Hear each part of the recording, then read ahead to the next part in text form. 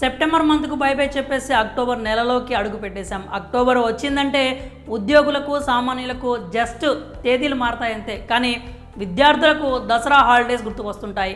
May summer సెలవులు మినహాయించి Sankranti Dasara holidays కోసమే స్టూడెంట్స్ 1000 కళ్ళతో ఎదురు చూస్తూ ఉంటారు. ఓవైపు పరీక్షల ఒత్తిడి ఉన్న వారం 10 రోజుల పాటు వచ్చే హాలిడేసే వారికి ఇంపార్టెంట్. పుస్తకాలను అటకెక్కించి ఎంచక్కా ఎంజాయ్ చేయొచ్చని సంబరపడిపోతూ ఉంటారు. ఆట పాటల్లో మునిగి తెలిపోవాలనే ప్లాన్స్ వేసుకుంటున్నారు.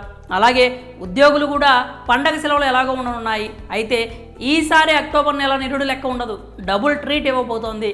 భారీగా హాలిడేస్ రాబోతున్నాయి. మరి ఈ అక్టోబర్ నెలలో ఎన్ని సెలవులు రాబోతున్నాయో లుక్ చేయండి. అక్టోబర్ నెలలో విద్యార్థులకు సెలవులే సెలవులు. దసరా మాత్రమే కాదు, ఈసారి దీపావళి కూడా ఈ నెలలోనే రాబోతోంది. నెల మొదలు నుంచి ఎండింగ్ వరకు బోలెడన్ని ఎంజాయ్ డేస్ వస్తున్నాయి.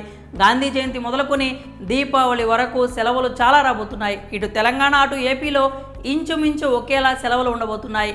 ఈ రెండు పండుగల దృష్ట్యా అక్టోబర్ నెలలో ఏకంగా స్కూల్స్ 16 రోజులు మూతపడనున్నాయి. అక్టోబర్ 2న గాంధీ జయంతి, విద్యార్థులతో పాటు ఉద్యోగులకు కూడా హాలిడేస్. అక్టోబర్ 2 నుండే తెలంగాణలో దసరా సెలవులు ప్రకటించింది రేవంత్ రెడ్డి సర్కార్. అక్టోబర్ 13 వరకు సెలవులు ఉండనున్నాయి. అంటే 12 రోజులు విద్యార్థులకు పండగంటే పండగే. ఏపీలో అక్టోబర్ 3 నుంచి 14 వరకు దసరా సెలవులు ప్రకటించారు. ఉద్యోగులకు దసరాకు 2 రోజులు సెలవులు రాబోతున్నాయి. అక్టోబర్ 12న దసరా అంటే శనివారం వచ్చింది.